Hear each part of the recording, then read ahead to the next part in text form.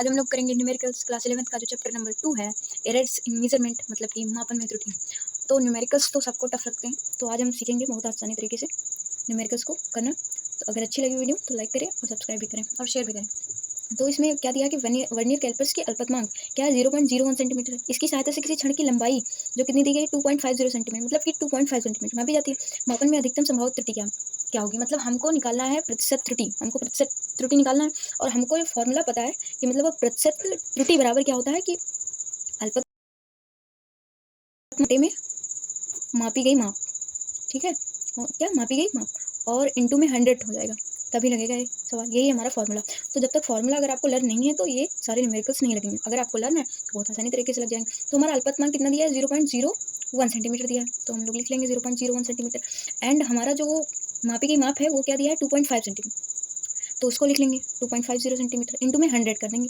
फिर हमारा जो प्रतिशत त्रुटि निकल के आएगा, क्या करेंगे कि पॉइंट से तो पॉइंट हट गया, इसका तो कोई काम ही नहीं बचा, तो यहाँ पे 1 बचा, 1,250 इंटू में 100, तो ये क्या हो गया, 100 हो गया अपॉन में 250 हो गया। अब जब इसको हम सॉल्व करेंगे तो ये लगभग में आएगा 0.4%, तो ये आपका आंसर हो जाएगा, ठीक है। तो अगर हम फॉर्मूला अगर लर्न कर लेंगे तो हमारा क्वेश्चन बहुत जल्दी सॉल्व हो जाएंगे। और अगर लर्न नहीं हुआ तो आप चाहे जितना पढ़ लें रट लें, उससे कुछ मतलब नहीं है। तो जब तक फॉर्मूला लर्न नहीं है तब तक आपका न्यूमेरिकल्स नहीं लगेगा। अगर आपको लर्न है तो ये सब चुटकियों उसी फॉर्मूले के, मतलब उसी फॉर्मूले को देखते हुए हम सेकंड क्वेश्चन अप्लाई करते हैं।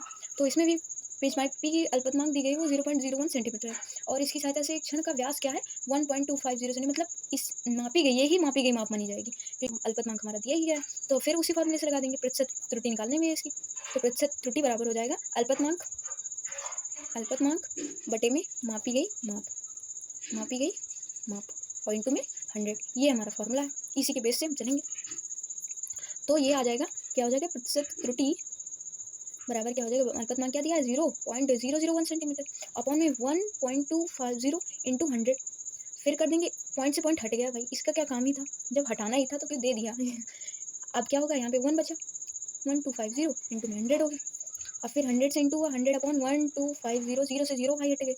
अब इसको जब हम सॉल्व करेंगे तो ये लगभग में आएगा 0.08%, तो ये आपका क्या हो जाएगा, आंसर हो जाएगा। ये हमारा क्या आ गया, प्रतिशत त्रुटि। तो ऐसे जो क्वेश्चंस होंगे वो मतलब इसी फॉर्मूले पे बेस्ड होंगे। तो ऐसे ही आपके और भी क्वेश्चंस लगेंगे। तो अब अगला क्वेश्चन देखते हैं। ये क्वेश्चन आपको चाहे थोड़ा खतरनाक लगे क्योंकि हमारा मतलब ये दूसरा बेस्ड है, लेकिन ईजिएस्ट बहुत है, इसको तो बस ऐड करना है ये, लेकिन इसको हम समझेंगे। इसमें क्या दिया है, किसी विद्युत परिपथ में उत्पन्न ऊष्मा H है, तो ऊष्मा को तो H से व्यक्त करते हैं, सबको पता है। और धारा क्या है, I है, मतलब I से इसको भी व्यक्त करते हैं, सबको पता है। प्रतिरोध को R से व्यक्त करते हैं, और समय क्या है हमारा, T है। तो सूत्र क्या दिया हुआ है, H equals to I square upon, मतलब I square into R T के साथ।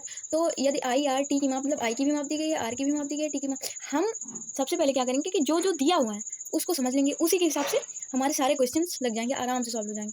तो ये पहले फॉर्मूला क्या दिया हुआ है कि H equals to I square R T, ठीक है। तो हमको पता है कि ये क्या होता है कि delta H upon H into 100, ये क्या हो जाएगा, अगर हम प्रतिशत त्रुटि निकालेंगे, त्रुटि अगर निकालना है और प्रतिशत दिया है तब भी यही फॉर्मूला लगेगा। फिर इसमें भी क्या हो जाएगा, जो आपका पावर दिया है उसको उठा के आगे रख देंगे, बस इतना ही करना। डेल्टा फिर लगा देंगे, फिर आई अपॉन में आई इंटू में 100%, ये आपका हो गया। फिर प्लस लगाएंगे, हमेशा ऐड ही होता है, माइनस कभी नहीं होता। डेल्टा आर अपॉन में आर इंटू में 100%, ये भी हो गया। अब प्लस में क्या करेंगे, डेल्टा टी अपॉन में टी इंटू में 100%, ये हो गया तीनों। अब इसमें क्या है, हमको तो निकालना है एच की गणना में अधिकतम संभावित त्रुटि, तो इससे तो हमको कोई मतलब ही नहीं है। 2 और आई का मान हमारा कितना दिया गया है, आई का मान हमारा 1% है, आई का मान 1% है तो इंटू में 1 हो जाएगा, प्लस आर का मान हमारा कितना दिया है 2%, तो ये में 2 हो गया, हमारा आर का भी हो गया। और ये क्या है, टी है, और टी कितना दिया हुआ है हमारा 3% दिया है, तो इसको मैं प्लस में 3 कर देंगे। और ये 2 1 2 plus 2 plus 3 is equal to 2 2 4 3 7, हमारा कितना आंसर आ गया, 7 आंसर आ गया। बस 7% आया, बहुत ईजिएस्ट वे में आपको समझा दिया गया है। अगर आपको ये वीडियो पसंद आई हो, कुछ आपको लगा हो कि मुझे कुछ सीख मिली, तो प्लीज़ इसे सब्सक्राइब करें, लाइक करें और ज़्यादा से ज़्यादा शेयर करें। Thank you so much.